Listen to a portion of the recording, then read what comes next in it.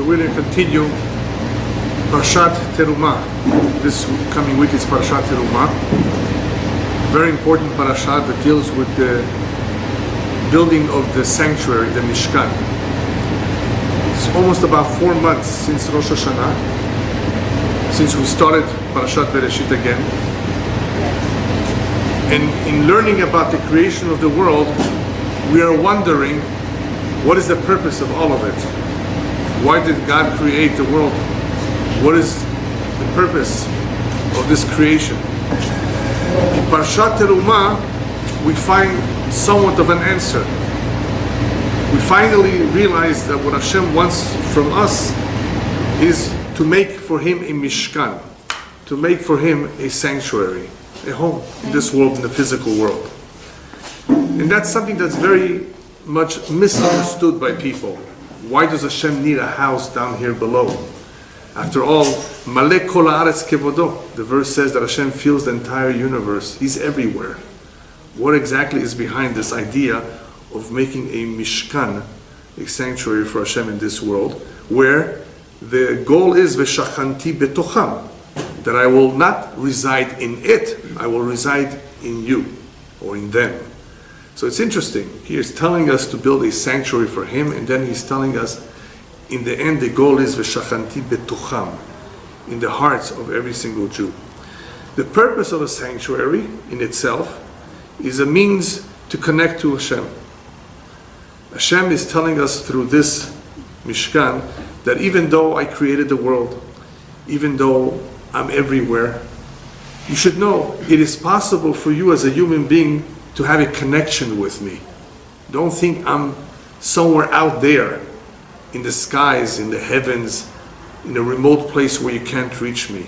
The simple understanding, therefore, behind this mitzvah to build the Mishkan is to remind us, yes, it is possible. Hashem is here, He's present.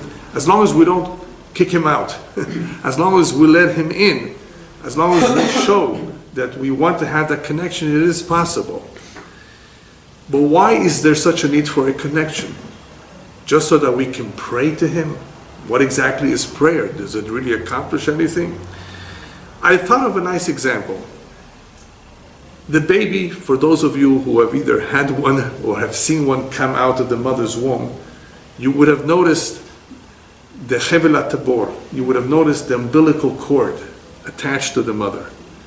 And that umbilical cord is through which the baby receives its nourishment while it's in the mother's womb for about 9 months. But what happens afterwards, after we sever that connection to the mother? Somehow the baby is able to survive outside the mother's womb. Of course it needs to eat and drink, and of course it needs the oxygen. But is that all? We sever him from that connection to his mother. Is that all that he needs to survive from now on until he becomes an adult? Just food and drink and oxygen, is that all? And the answer, no. There's a lot more than just physical survival. A human being needs to be continuously connected to his root or to the source of his soul. That is not so apparent to us. We don't see it. That umbilical cord we see. So we understand its significance, but we don't see that other umbilical cord, the umbilical cord Ruchani, the spiritual one, that exists as well, from where the neshama is connected and continues to be connected until that one is also severed, in a sense, until a person leaves this world. So as long as we are connected to that source, to that spiritual source, the neshama, that soul that we have, will continue to reside in its sanctuary, the sanctuary called the physical body. So these two are held together because of a spiritual umbilical cord. And what comes down through that spiritual umbilical cord, even though we don't see it, is not oxygen, is direction, mazal, blessing. We call all of that shefa. Shefa, a divine flow. We don't see it, but that's what the Kabbalah talks about. How there's continuous shefa, hopefully, unless, God forbid, something severs that shefa, something interrupts it. And that's a topic for another time. What can interrupt that shefa? What can disturb that mazal, that beracha, that we may have once upon a time received it? There have been people who received beracha, blessing, for many years, and all of a sudden they went bankrupt. All of a sudden they lost everything they had. What exactly happened? What did it? It's not always easy to know, but we do know that somehow that shefa has become interrupted with. We need to understand, therefore, what is the meaning of Veshachanti Betocham? If the goal is that Hashem wants to reside in us, how does that happen? The rabbis explain that this physical body acts as a sanctuary for the soul. And it can also, therefore, act as a sanctuary for Hashem. It can become a kli, it can become a vessel through which the divine flow can continuously come down. And as long as that divine flow is continuously coming down, this individual will feel that he has clarity of purpose, meaning. He will be excited to do the will of Hashem. As long as that divine flow is coming down and there's nothing that's getting in the way of this divine flow, he will feel very connected. And that is why you sometimes see people who are so excited to do a mitzvah, excited to help, excited to pray, and others who are bored, upset, not in the mood. Why should there be such a difference? After all, we're talking about a spiritual feeling, a sensation. Why doesn't everybody share that same kind of a feeling? Something is missing. Apparently, that physical body that we're calling a sanctuary is not a real sanctuary. Somehow, that divine flow that comes down, it still comes down, is not being felt. It's not being made to feel at home. So therefore, Hashem tells the Jewish people, I want you to feel me. Not just to know me, to believe in me. I want you to feel me. How are you going to do that? You're going to build a physical mishkan, a physical sanctuary, a building, a structure. And what will that remind you? Hopefully, it will remind you that in the same way that you want a korat gag, as it's called in Hebrew, you want a roof over your head to protect you from the elements, from rain, from the weather. You should remember you also need a korat gag ruchani. The human being needs a roof over his head that is spiritual in nature, not just physical. We are being therefore reminded by partaking in this building of a physical sanctuary that we need a korat gag ruchani, spiritual roof over our heads. What is the spiritual roof? A spiritual roof is a reminder that the one who's above, he is the one that controls us. He's the one that gave us life. He's the one that provides us with everything. We need this reminder. And it's not enough to just know it, but you want to have all that divine flow, you want to have that connection, then you have to make sure that you continuously remember that and you respect that. And that is the meaning, the simple meaning of this kippah. People ask me all the time, what do you need this cover over your head? And I tell them, ask the Pope. He has it too. He has a red one, and I have a black one, but it's a head cover. So what's this head cover? A reminder that there's somebody above my head. I'm not at the top of the world. I'm not ultimately the one that makes all the decisions. There's something above me that I need to respect and I need to remember, that I need to stay connected to, because he's the one that's in charge. He gave me life to begin with. What am I doing here? What are we all doing here? Where do we come from? So this is a big reminder. Not only when we make a blessing. People put it on only when they make a blessing. At all times, except of course when you're taking a shower. Except when you're sleeping, perhaps it falls off. We need reminders. We forget. We sometimes have a hard time focusing. Building this physical sanctuary was a way to remind us of the need to connect to Him, of the need to have a spiritual roof over our head, because we depend on Him for everything. But there's something else. This physical Mishkan that is being built for Hashem is also intended to remind us, to teach us that here we're spending sometimes a lot of money and effort to make our home, our physical home. We shop around for the best furniture. What kind of curtains do you want to have in your living room and dining room? So much time and effort and money goes into making our physical home a special place. That's fine, as long as you can afford it, okay. But don't forget Hashem's home. Don't forget your home in the world to come. Don't you want to invest in that home, our shared in the world to come? That is also a bite that we are building by observing mitzvot. We are preparing our home, our share, that we're going to have hopefully after we leave this world. We want to have a beautiful home upstairs, a comfortable place. So why not think about that? Here we only stick around for 70, 80 years, a little bit more or less. Why invest so much here and not invest there? Why not invest in the house of Hashem that we respect, that we need to appreciate everything He does for us? So here again, we're being reminded of where to invest our time, effort, and money. You know, what does Hashem tell us in the parasha?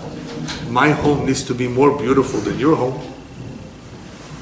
If you look at the details that go into building the Mishkan, you will see how much effort, how much design, how much gold, silver, and copper went into making that beautiful structure, because Hashem is saying, yes, mine should not be any less than yours. I'm sure some of you know of people who have a very large mansion, either in Bel Air, Truesdale Estates, Mount Olympus, 10,000 square feet. Right? That you make big, and you may not end up living there for too long. I know of people who spend so much money to build this dream house, they call it, and once it's complete, they maybe lived there for a year or two, then they got divorced. So much time, effort, and money into building this grand home, you know, with swimming pool, volleyball court, and theater. You can imagine. So much goes in. But what about the house of Hashem, which is a lot more important? So what you see from all of this is that people sometimes have the wrong priorities, which we'll talk about a little bit more later on. Why people's priorities are wrong. How come? How come they don't know this on their own? That this is more important than our own home. Shouldn't it be obvious in common sense? One of the benefits that we get from building the Mishkan, a direct benefit, is that one is able to build himself. When we are born, as you know, children are not fully developed. They don't have teeth. They're very small. It takes time for that physical body to develop and grow. And sometimes that little baby grows to be over 7 foot tall. But that's all physical. What about spiritually? The individual can grow spiritually too. He can become a fine person. He can become a good husband, a good friend, a gentleman. That takes effort. It doesn't happen by itself. Through the building of the Mishkan, we're actually receiving instruction, direction on how to build ourselves. Because remember, the Mishkan that we have, that physical body, is not really perfect. It's not refined. As we grow up, even though we become older and hopefully more knowledgeable, it's still not perfect. That is why from all the creation, if you read Parashat Bereshit, you will see Hashem did not say on man, oh, I see that he's good. He said that about everything in creation. I see that it's good. Good meaning complete, that it serves a purpose. It's meaningful.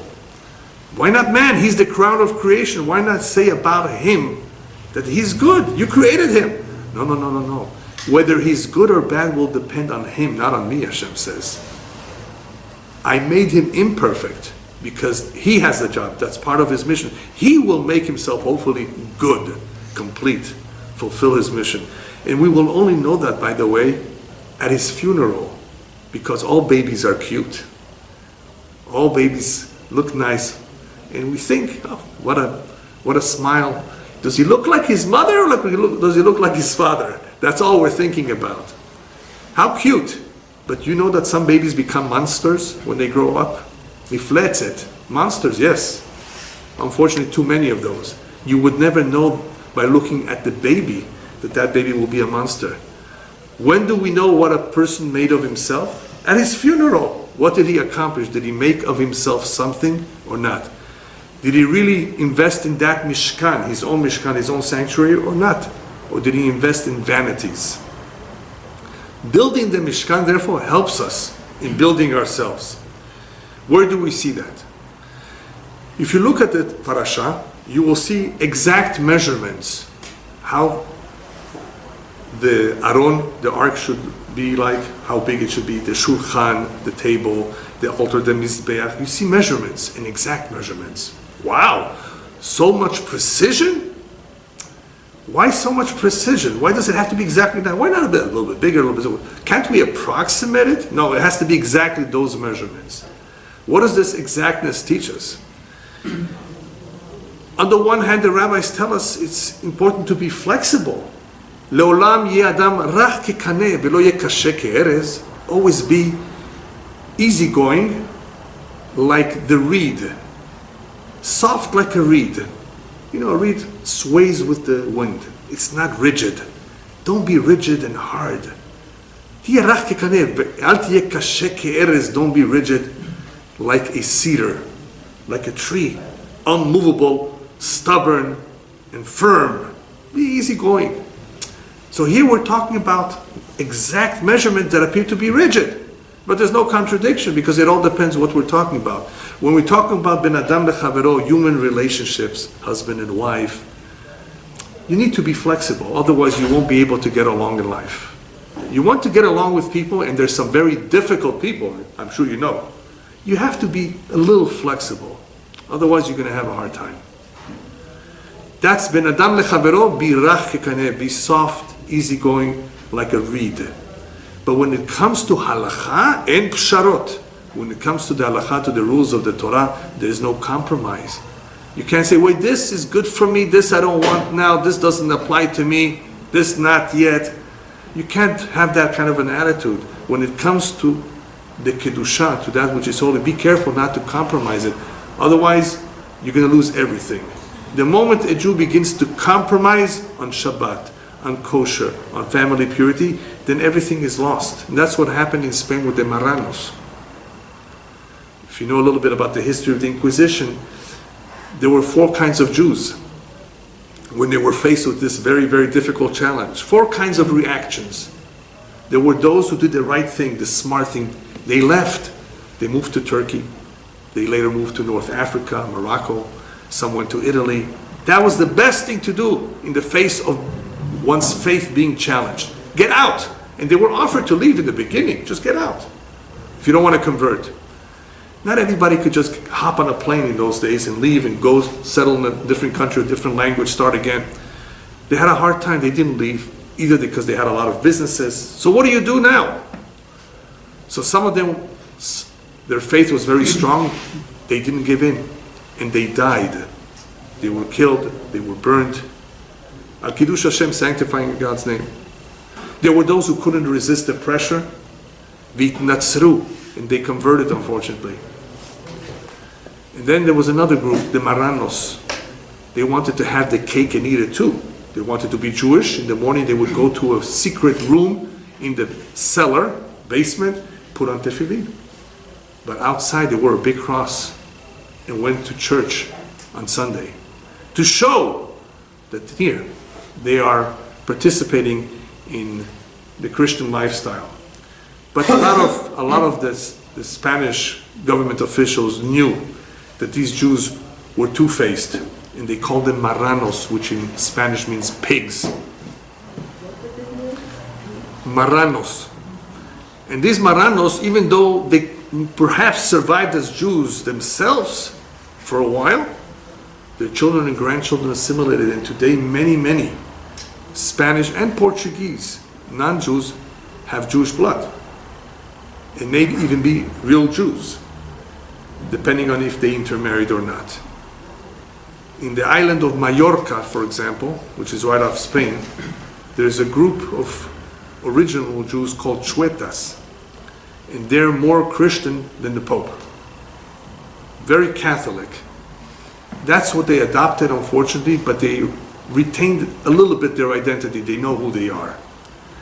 They couldn't deal with the pressure.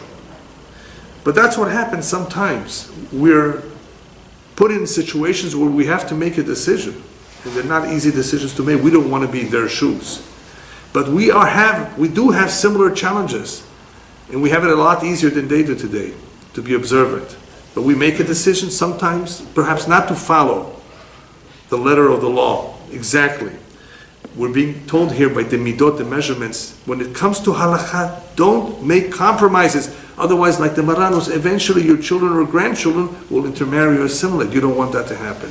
If you want to stay faithful to your people, to God, and you want it to continue with your children, then you have to be rigid.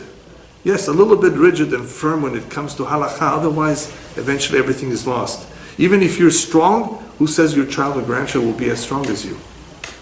So that is why we get a little bit of an idea here from the midot, how to succeed in making a permanent sanctuary for Hashem by making sure that we have exact midot and we don't compromise. Yes, when it comes to human relationships, we want to interact with people.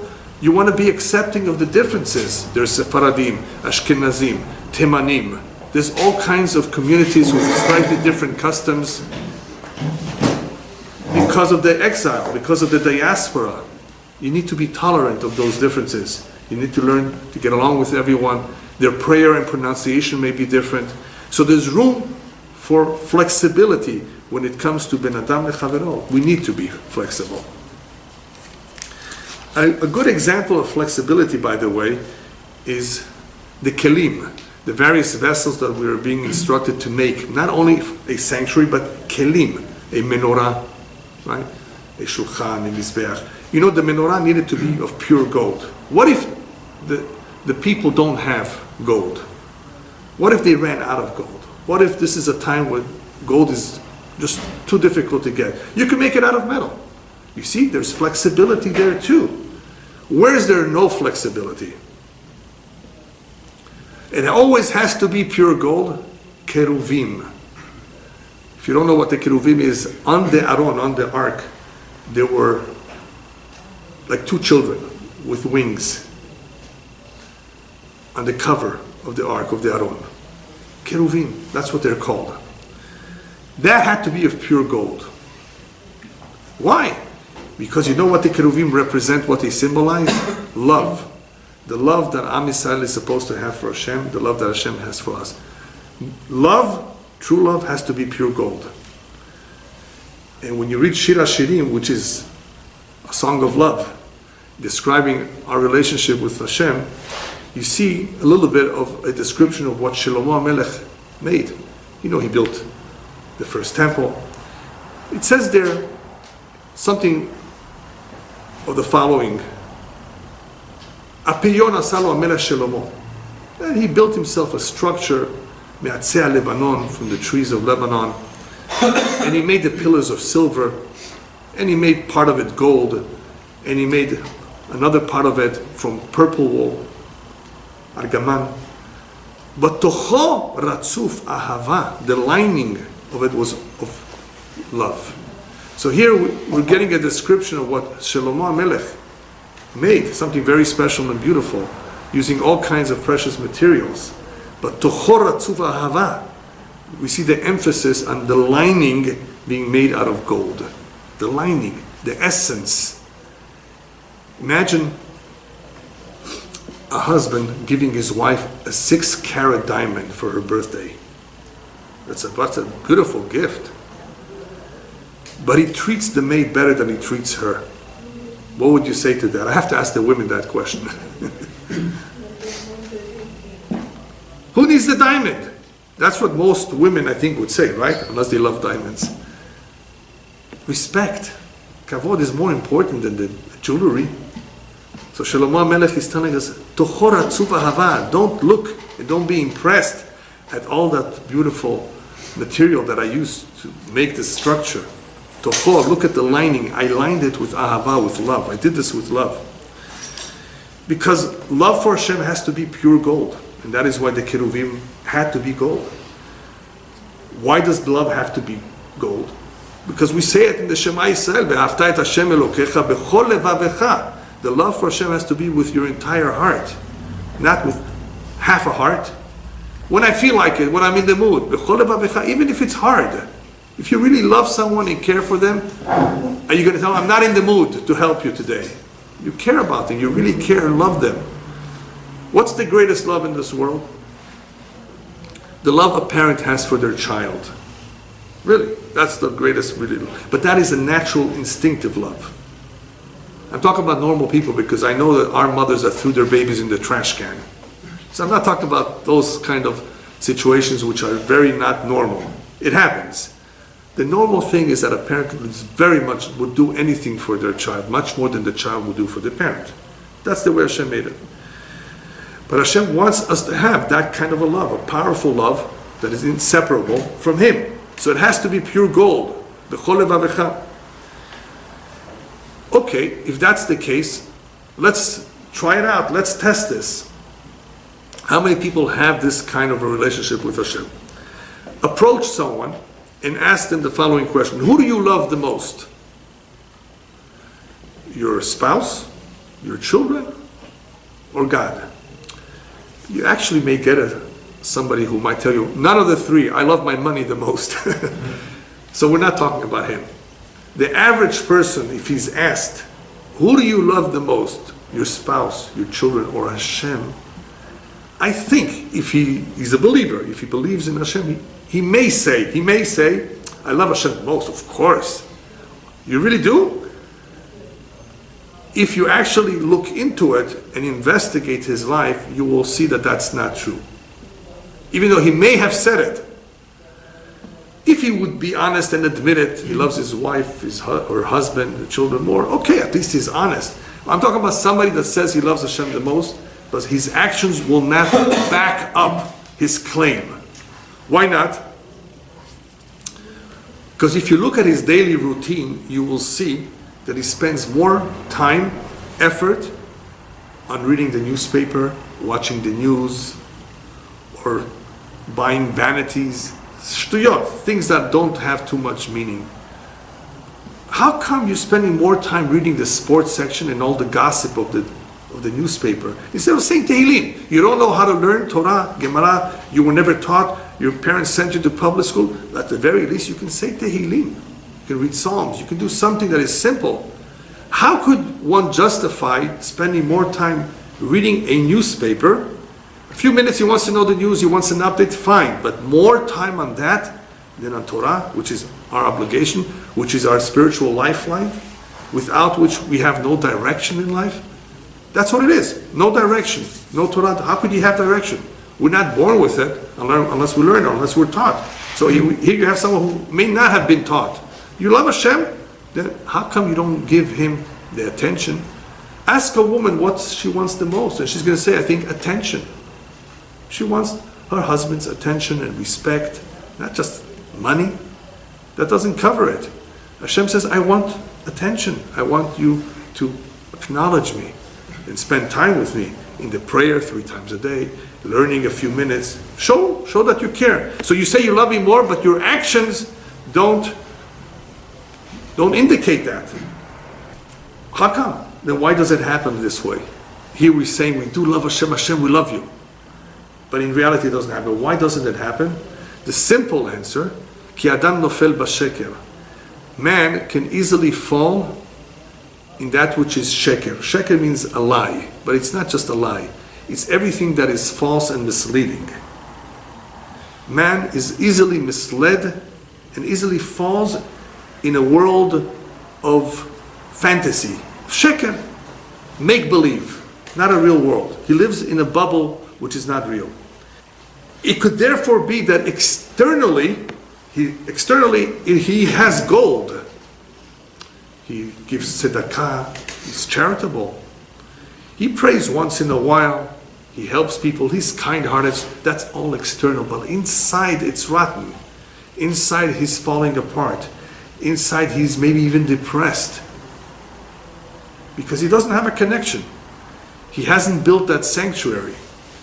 And therefore, he says he loves Hashem, but he will not be able to demonstrate that pure love, pure gold, if he's living in a world of sheker. Why do people live in such a world of sheker? Very simple. Because their emunah is not strong. When one's emunah in Hashem is not crystal clear, it's not strong, that he manages the world for me, he takes care of my money, the mazal, and so forth. When we don't have clarity, then the emunah falters, nichleshet, it weakens. One who has a very weak emunah, how could you expect him to have a love for Hashem? Little children don't understand what it means to be responsible, what it means to love and care. They're not mature enough. We think that adults are mature, but here you have an example of an individual who's not completely mature. He's not.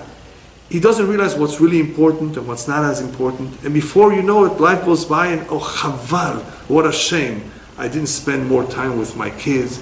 I didn't spend more time with my spouse. At least he recognizes it, but it's late.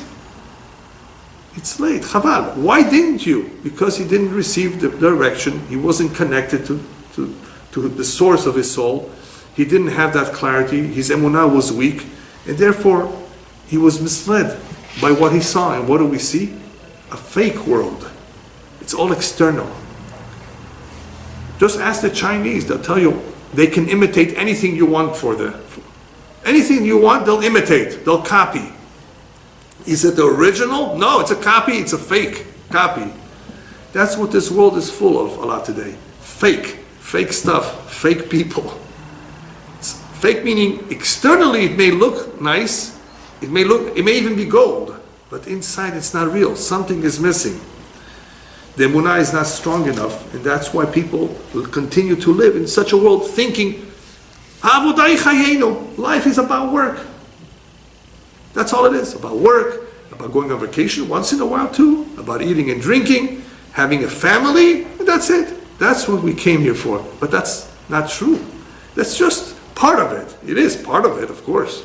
We need to work and hopefully have a family and a home, but that's not the ikar, that's not the main thing we're here for. Why did he give us this life to begin with? What does he want from us?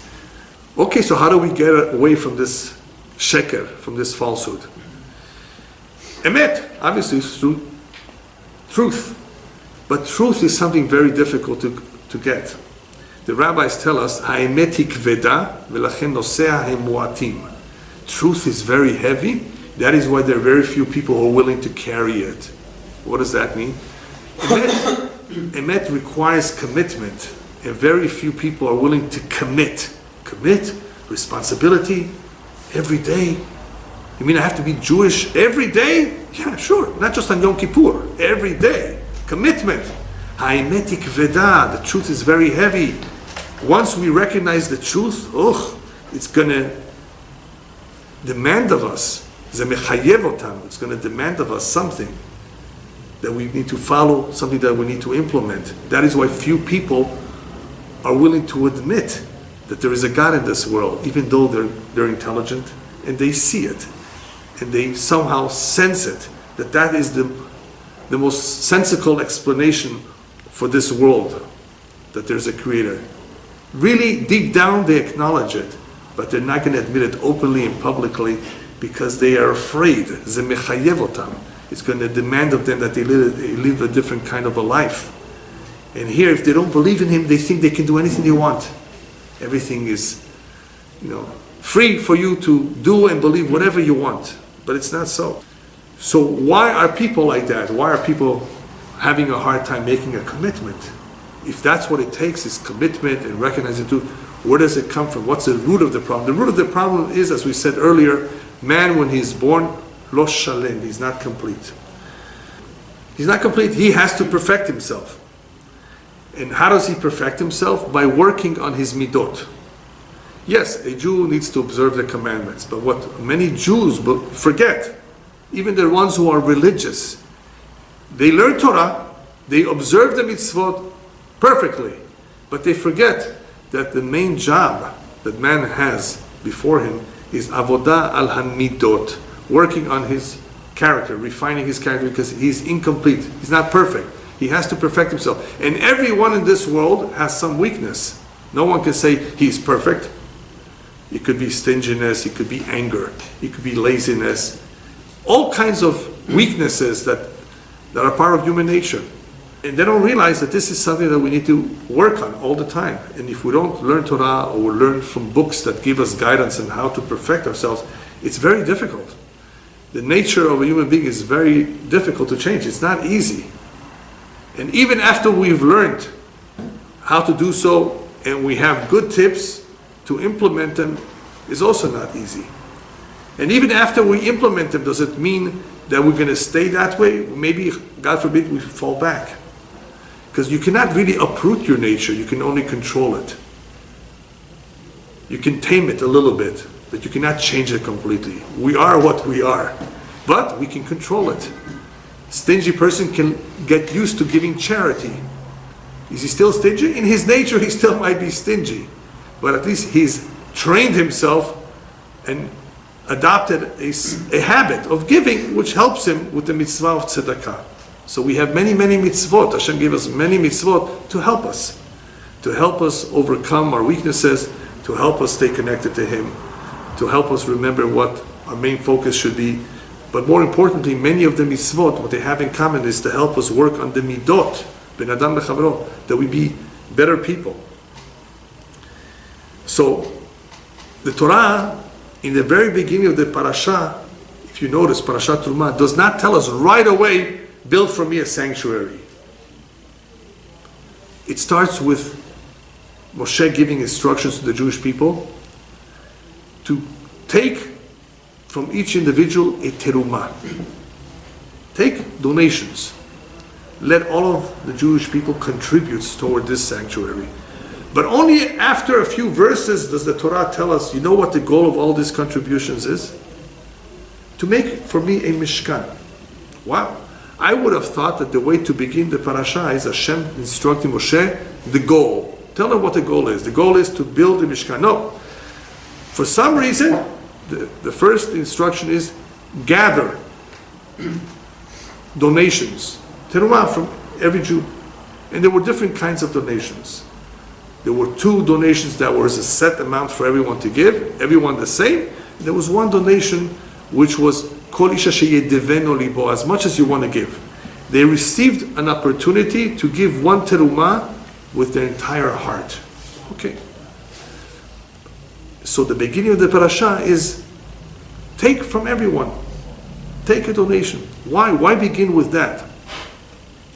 Since part of the goal of this Mishkan is to help us work on the midot, on our character, we are being told that one of the most important characteristics that we need to develop is netina, is the act of giving. Okay, giving is important, then why does it say ve'ikhu? It doesn't say ve'natnu. Ve'natnu means to give. It says ve'ikhu, they should take. They should take, they have to give, not take. The Torah is reminding us, don't feel bad when you give. When you give, you're actually receiving. People sometimes have a hard time giving because they think, oh, I'm giving away my money. I worked so hard for it. You don't understand, sir. When you give a poor man charity, you're giving yourself. He may be saving your life. The Zohar says when a poor man knocks on your door, think of it as a gift sent for you from Shamayim. It may save your life. God forbid this individual may be involved in a car accident the following day. But because he gave tzedakah, he was spared. He was given a chance. And this mitzvah will protect him. Ve'ikhu, therefore you should take. Take? Yes, you're taking for yourself. Not just the reward in the upper world. The act of giving is molding your character to be a giver, which is part of what we need to do in this world. To learn, to train ourselves to be givers, not just takers. A lot of people just take, and take. That's all they know. That's all they want, is to receive. What about to give and to share with others? They have such a hard time with it. So here we're being told the act of giving is what needs to be developed. Don't feel bad about it because in reality you're taking for yourself. And what are you going to give? You're going to give what is so precious to you. You're going to give of your time. and you're going to give gold and silver and copper. These items are precious to you. And since the Torah wants to train us to be givers, we're going to give not something which is cheap to us, something that is valuable to us. Because in this way we will train ourselves to value this Mishkan, to value that which is holy, to value that which is Hashem. The same way we value our homes. We want the best for our homes. In the same way you want the best for yourself, you should want that for Hashem too. The greater the love a person has for someone, the more the netinah will come easy to him. The act of giving. He doesn't have to think about it. People hesitate a lot of times because they don't really care so much about the cause or the individual they're giving to. If we care about someone or about a cause, we give. So here in the Mishkan, we're given an opportunity. Give of yourself. If you will notice, one of the contributions was each one should give as much as he wants. And there were those that gave a lot, those who gave less, depending on how generous they were. So here they're giving an opportunity to facilitate the act of giving, to teach them to become generous. Give of yourself as much as you want. So if the individual was excited about the mitzvah, he had clarity of purpose, what this is all for, then of course, on his own, without being told, he would give. And that's what Hashem wants. Hashem says, I don't want to tell you what to do. I want you to eventually on your own. And that is why the rabbis tell us that when it comes to tzedakah, for example, there's many levels. There are those that give charity, and they also give encouragement to the poor man. That's a bigger mitzvah than just the money. There are those that don't wait for the poor man to ask, they go looking for him. A lot of poor people are embarrassed to ask. How many people search for the poor to give them? Unfortunately, too many people don't even open the door when they hear somebody knocking. Or they send a child, tell them that daddy's not home. All kinds of excuses to get away with not giving. The higher level of tzedakah is to give before you're being asked. That shows that you care about this, that you value this mitzvah, you realize the importance of it. The halakha goes on to say that if you give somebody help to establish his own business, that is one of the highest forms of tzedakah, because at the very least he will be now standing on his own 2 feet and not have to come onto charity again. So obviously if somebody can help a poor man who's struggling, that he should be standing on his own 2 feet, that is one of the biggest mitzvot he can ever do. Besides the act of giving, which is very important in helping one refine his character, that he become used to giving, there is also the midah, the character of hakarat hatov. Hakarat hatov means to be grateful. Part of the problem between husband and wives of why they fight so much or they break up is because they don't appreciate what each one does for the other. I'm talking about normal, healthy couple.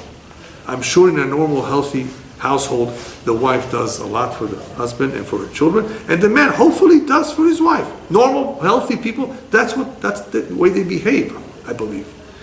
When one of them is not doing his share, or at least not showing that he's appreciative and thankful for all that his wife does for him, there's something wrong. A lot of people complain. Okay, fine, you have a complaint. She doesn't cook like my mother. That's the first thing they can think of.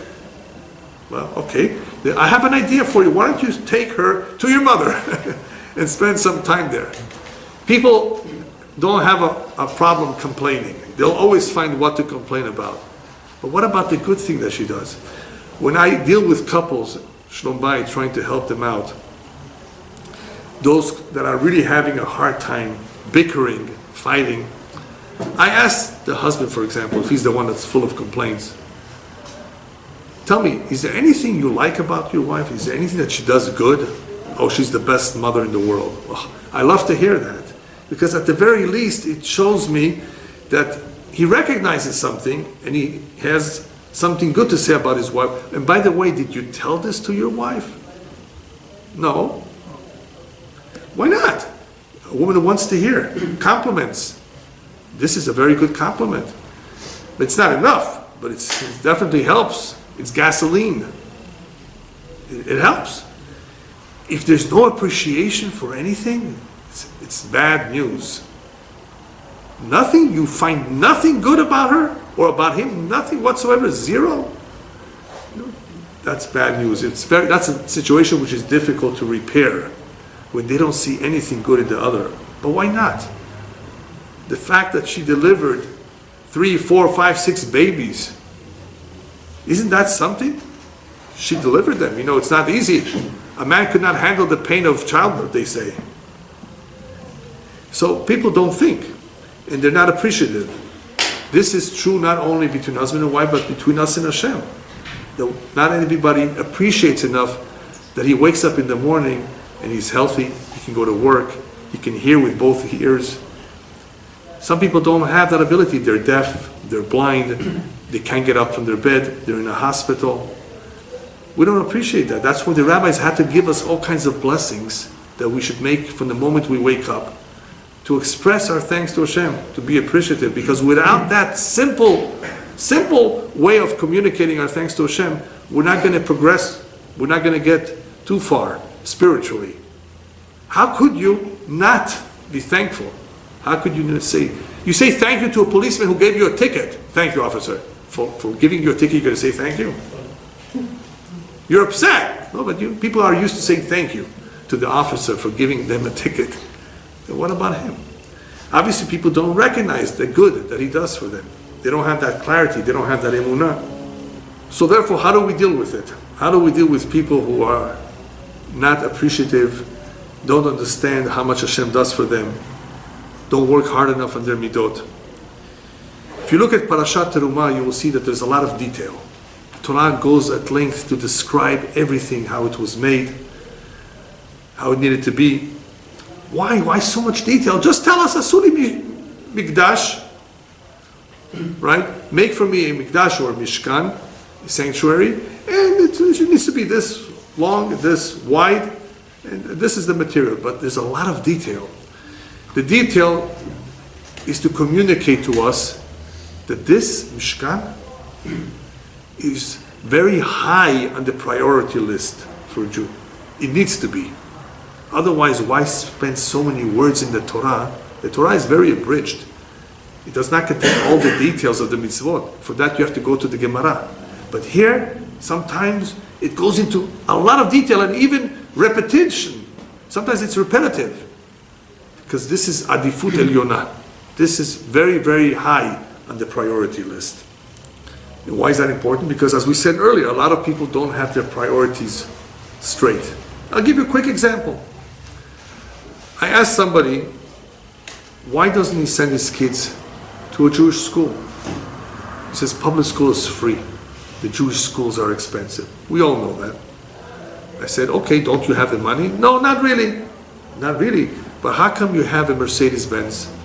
How come you drive an expensive car? You're spending money on the car and not on your children? This is your children's future. It's their education. If you're not going to invest in them, you can't expect of them when they're adults to follow your instructions, to respect your tradition if you had one. You didn't invest in them, you invested in your car. Now, what is the point of this? What does it show, by the way? It simply shows that a person sometimes loves himself more than anything else. Not that he doesn't recognize the value of the education, but he simply loves himself. Whoever tatzmo. Person loves himself more than anything else, and therefore he'd rather invest the money on a new car, leather seating, and all the little details that cost extra. This you're spending all that money for, and not a little bit in Jewish education, in helping the poor who are struggling, who can't even pay their rent. There are people like that. What about that mitzvah that you could easily do if you drove a simpler car? Oh, I didn't think of that. No, you did think of that perhaps, but it's in the back of your mind. It's not on the top priority list. And it should be, because that's what life is all about. We're not here just for ourselves. We want to be better people. We want to refine ourselves. How are we ever going to start becoming better people if we're thinking only about ourselves? A person loves himself more. He spends more on himself. You know what the most saddest thing of all is? That most marriages, I believe, I don't know for sure, but I believe most marriages fall apart because of this. Because one of them or the two of them love themselves more. When one is selfish and only thinks of himself, then he can't share and be giving and compromising with the other. People have weaknesses. People have problems. Yes, you need to learn how to live with it. You need to learn how to deal with them. And you may need to seek help. That's not a reason to just give up. Even though there are very, very serious cases that divorce is the only solution. I'm not talking about those few, because that's the exception. The regular marriage, the regular relationship between husband and wife should succeed. Obviously, the two of them are very different. Men and women are very different, and they need guidance. If you don't receive guidance, it's very difficult to do it on your own, because you may not know how to deal with a situation where the man is very, very attached to his mother. Now what? This happens. But sir, you got married. Your wife comes first, did you know that? But the Torah tells us to honor the father and mother. Yes, until you get married. After you get married, you honor your wife. And you still honor your parents, of course. You honor your parents even after they leave this world. But who comes first?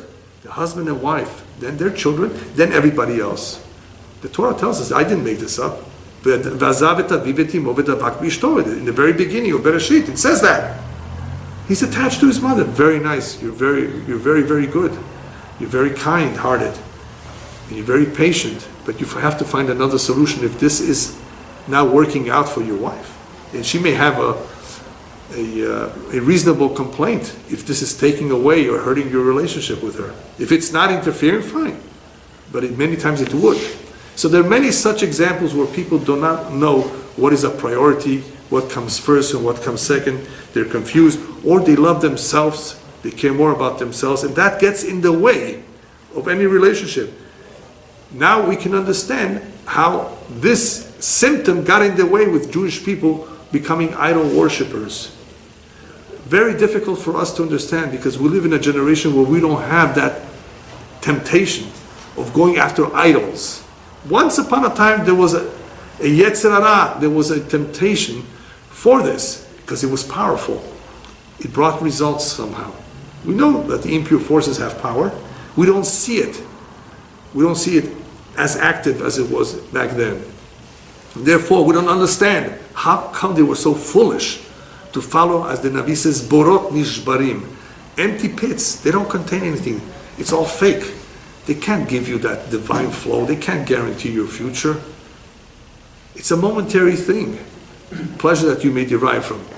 How come they follow this? They were in love with this. They were not in love with Hashem. Yes, they were thinking of themselves. When people think of themselves, they focus on themselves. Immediate gratification. They want that.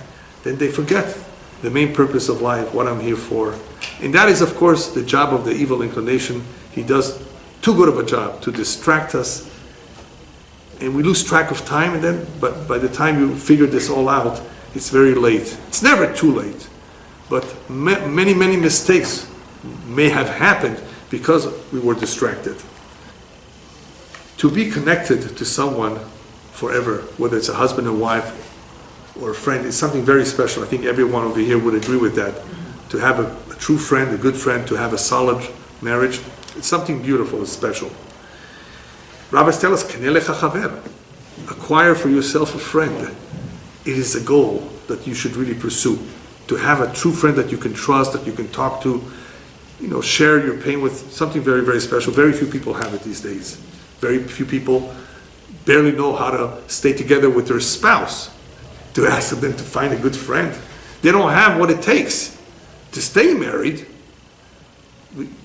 We can't expect of them that they're going to stay friends with anyone for too long. But everybody at the very least would agree that this is something so special.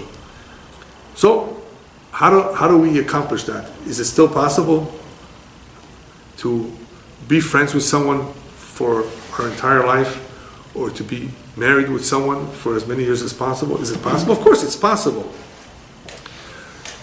Besides what we've spoken about before, the refinement of character, being focused, not loving yourself much more, besides the common sense things that one needs to do, you know what's the foundation, the yesod, that is necessary for this to ever happen at all, for it to have a potential of developing? The foundation of all of this is called the willingness, the desire, the aspiration for this to happen. If somebody does not aspire to stay married, he thinks it's like paper plates, you know. You can just throw it out and get a new one, a new wife, a new husband. If that's the attitude a person has, then we're in bad shape. The attitude should be, I want to stay married, not just get married. A lot of people, thank God, have no problem getting married. Hashem sent them the right half. The problem is staying married. That is very challenging for them. That cannot easily happen if you don't have the foundation. The foundation is, first and foremost, do you want it? Do you really want to stay married for the rest of your life? Do you really want to be a friend with someone forever? That nothing should part you? Nothing should separate the two of you? You really want it deep down? If you want it, then you are ahead of most people. I would ask children the following question that relates to this. I would go over to somebody, usually 10 years old, 12 years old, sometimes even a teenager. Tell me, what do you want to become when you grow up? Right? It's a question that you may have asked some children, perhaps your own children. What do you want to be? So I would get the following answers: a policeman, a fireman, some for some reason say a lawyer, a chef, a basketball player, all kinds of answers of what children imagine what they would like. And I tell them, I didn't ask you what you want to make a living from. I asked you what you want to be. And your answer should be a God-fearing Jew. That should be your goal. The rest is up to your mazal. Believe it or not, you're going to be what your mazal wants you to be. Usually, that's the case. The mazal will direct you to where you need to be, and the source of your income will be based on what your mazal is. Like a GPS, it will guide you there. If you're meant to be a doctor, somehow you will be given the faculties, the mental faculties to want that kind of thing, and you will pursue it. Usually that's the way it works with careers and businesses. You don't see the whole world becoming doctors and lawyers. Thank God the whole world is not a lawyer. Imagine if we had more lawyers. How come there's a balance? This guy becomes a plumber, this guy becomes an electrician, this guy becomes a carpenter. Because the mazal sends each one to contribute what they need to contribute to this world in their way. But what are you going to be? What are you going to make of yourself? You have to aspire to want to be a God-fearing Jew. That's what we expect of you. Not what you're going to make a living from, I'm not concerned about. Hashem will help. You go to school, you get a good education, you do your best, you make an effort, and you'll be something. You make a living. What do you want to be yourself? You want to be a good husband, don't you? You want to be a good father to your children. You want to be a good friend, a good neighbor. You want to be a servant of Hashem. This is what you should want to be. But if you don't aspire for that, if somebody doesn't think about these things, how is he ever going to get started? So that's where it all begins. After one wants this, then we have to show him this is what you have to study. You want to be a better person? Study Orchot Tzadikim, Mesilat Yesharim, Chovat HaLevavot. These are books that can help you with the various weaknesses that one may have. We show him the way to do it. Same thing with relationships, husband and wife. Not easy. You want to succeed? Okay, fine. That's so far so good. Now we'll show you. Now we'll guide you.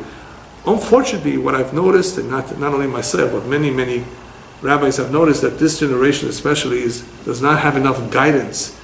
That is, young couples are not receiving the guidance that they need to be successfully married for many years. They just think, they're in love. They're passionate about each other. Or like they say in Israel, Ani meshuga aleha. I'm crazy about her. Ubemet meshuga. He must be crazy if he thinks that way. What do you mean crazy about her? Just wait. Guidance. We need guidance to make sure that we make the right decisions. Not about parnasa. Parnasa, again, it's mazal. You can't make too many mistakes. You have to watch out for crooks. You have to watch out. Obviously, the rabbis give us some advice. But most of the livelihood, how we make a living, it's all on mazal. It's all from above. That divine flow. Just pray, ask, stay connected, and you will see miracles sometimes. You will see it openly. But guidance on how to get along with people, that you need to get a PhD in hopefully to do a good job. It's not easy. Guidance on how to pray. Guidance on how to build our home. How to make our home a sanctuary. And that is why the rabbis tell us that Jew should always ask himself Always aspire. How? Ask yourself, when will my deeds emulate or come close to the deeds of my forefathers? Our parents and grandparents, we want to be like them, hopefully better, if possible. When will my deeds be a little similar, resemble a little bit the deeds of my forefathers? When a Jew focuses on that and does his best to hopefully come close to the deeds of his forefathers, then Hashem will help him. But he has to want it. And last but not least, the Midrash says on this parasha that when Moshe received all these instructions, he did have a hard time. He says, how am I going to make this menorah? And by the way, Hashem, you really need a house? Can we make a house for you? I mean, how could human beings make a house for God? Moshe hitkashe. He had a hard time understanding what Hashem expects of him before he got all the instructions. And Hashem says, you think I need a big deal, a big house? A few 2x4s here, another 2x4 here, a few beams here. He says, don't think it's such a difficult task. A lot of people are hesitant. A lot of people find that perhaps observing Torah mitzvot is so difficult. How am I going to do it? It's so difficult. Hashem says, no, you do as much as you can. It's not a big deal. But the Midrash continues on to say that with the menorah, Hashem had to show him what it looks like. And guess what happened? After Hashem shows him how the menorah looks, he barely did anything, and it fashioned itself out by itself. What does that come to teach us? We need to just begin, and Hashem will do the rest. As we say in Arabic, minnak al-harakah wa minallah al-barakah. You just have to make an effort, and Hashem will bless that effort. You just start. You just open up a little door. Hashem does not expect me'ever layecholet. Hashem will never demand of any human being more than what he's capable of doing. Never will Hashem expect of us to do the impossible. If Hashem gave us a task, it's because He believes in us that we are capable of doing. We have to begin to do, to aspire for it, to want it, and then, God willing, He will bless us, that the